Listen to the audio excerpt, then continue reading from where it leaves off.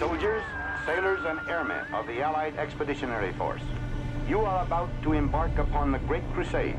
You will bring about the destruction of the German war machine, the elimination of Nazi tyranny over the oppressed peoples of Europe.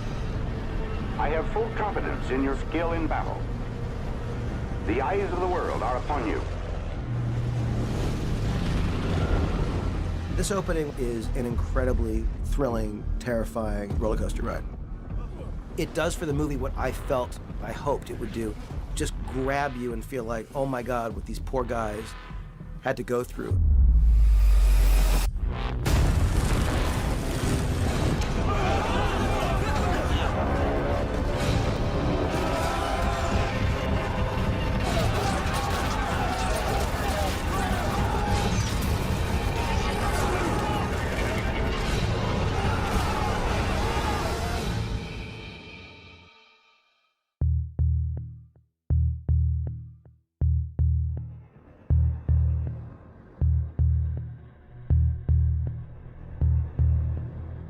There's a documentary attention to detail in the sense we had to make the C-47 look exactly like they were. The art department designed and built a one-to-one size, real size replica fuselage section down in South Wales, and then they put it on a low loader, trundled it all the way up here. It had to come in sections, had to be then welded together, and the whole thing was about a 16-ton fuselage. And we put that thing on a thing called a gimbal, which basically means that you can move like this, up and down, side to side, and it shakes. And then therefore the poor individuals inside get the real sensation as though their plane is flying, and especially when it's being hit by God knows what. That was actually our first sort of week and a half's worth of filming. 3 Foxtrot, take 8. And action. And big jolt. And small jolt. And tail. That was great. It was a really awesome machine. Quite often dangerous thing. 3, 2, 1, double. And stuff is exploding. We could shake the plane. You know, the actors really fed off that. Look up! Filming all the stuff in the plane, which opens the film, was not fun at all. We wanted the guys to feel like a unit and a team and be in this cramped space together as they would have been going into this experience. It's close quarters. It's very difficult to shoot in. It was hot. Coming in with all of the equipment and the parachutes that weighed a ton, it was one of the most uncomfortable elements of the shoot. You've got like 50 pounds of gear on your back, you know, that we kept on all day with your parachute and all that kind of stuff. And it's this really kind of claustrophobic, you know, metal can you're sitting in. It's hot. You're on that plane for hours and hours and hours, you know, in your gear. You can't get off the plane. The jump scene was full on. Like, I mean, we're in that plane for 7 days, I think. And it was great. Like, I feel like that was another thing that really bonded us all. And it was also really sad when the other guys that don't make it off the plane, like, aren't there anymore. 3 Echo, take 4, pick up. And action.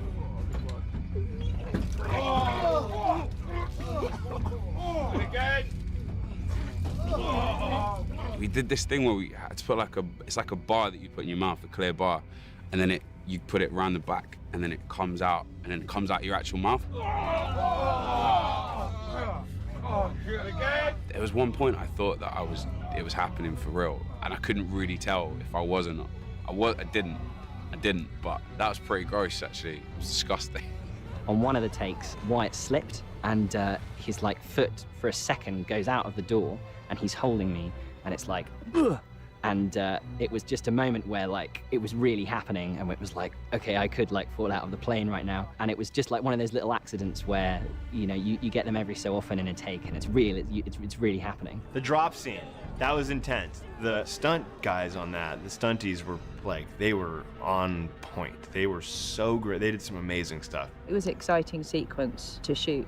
It was actually, there were parts of it were obviously very emotional, people getting shot and their buddies getting shot, and then, you know, you got that intensity of all the stunts happening and our lead character Boyce and his whole journey. So it's kind of, hopefully, it's all edge of your seat stuff. It's working out how we achieve those so that they look fantastic on camera, but also our performers or actors are safe. We all just grit our teeth and got through it. It takes a lot of time. It's worth it, but it takes a lot of time. And then physically, it can be quite demanding.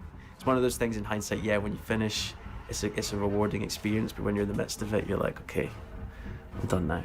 It wasn't pleasant at all, but I was proud to be with this group of actors that take after take, moment after moment, consistently just gave 100% of themselves over and over and over and over again, because it was like a trillion angles, a billion takes. Everybody just gave everything they had. Everybody was going for it every single take. Let's go! It also gives you a huge appreciation for what our military goes through. My appreciation was already there for what our military goes through, but it has just grown exponentially.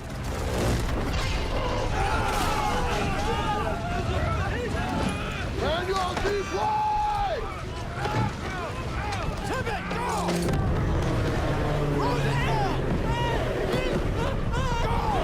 I think the intensity with which Julius shot that opening, especially this oneer as the plane has been shot up and is nosediving, and our main character, among others, parachutes out of this burning plane.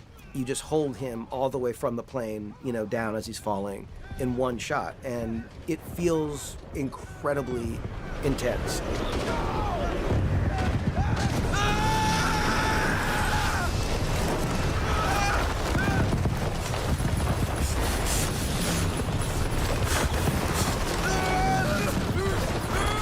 It's a cool sequence that doesn't need to be there, but because it is, I think, connects you even more to the main character. And it also, I think, tells the audience in a kind of subconscious way, you're in really good hands in terms of the filmmaker.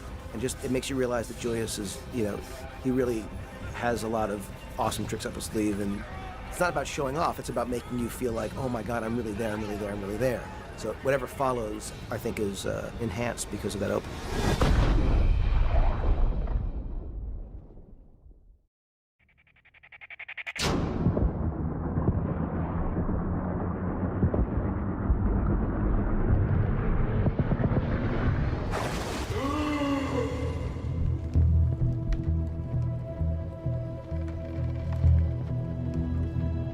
We really wanted to treat it with the utmost respect and dignity and, make it a great character story and make it a great World War II movie, and then also add this sort of special sauce on top of it. Bet you'll sell 1 million copies.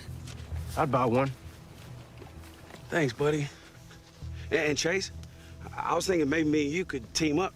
Use some of your pictures in it. That way, I won't get blown up.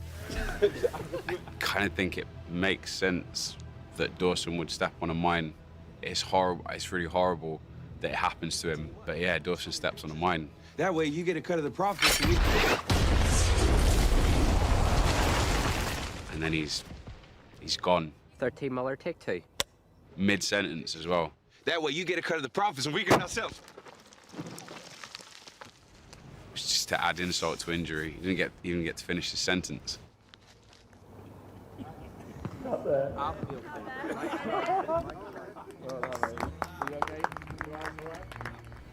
He was there. And he wasn't. Overlord is a very strange concoction because it is a war movie, but it is a horror film. It's an action movie, but it's also a drama. Julius did an amazing job walking this tightrope. Julius was the one who really did the heavy lifting and keeping this thing on the rails, and he really got the feeling of what the opening reel needed to be to set the table for then what becomes, I think, an incredibly bizarre, creepy, and freaky film. What is that on it? Looks like an eyeball. That's not normal. Hey, turn on the fucking light. Jeez, sorry.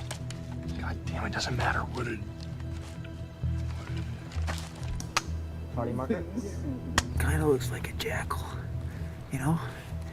Satan's dogs. Patrol hell.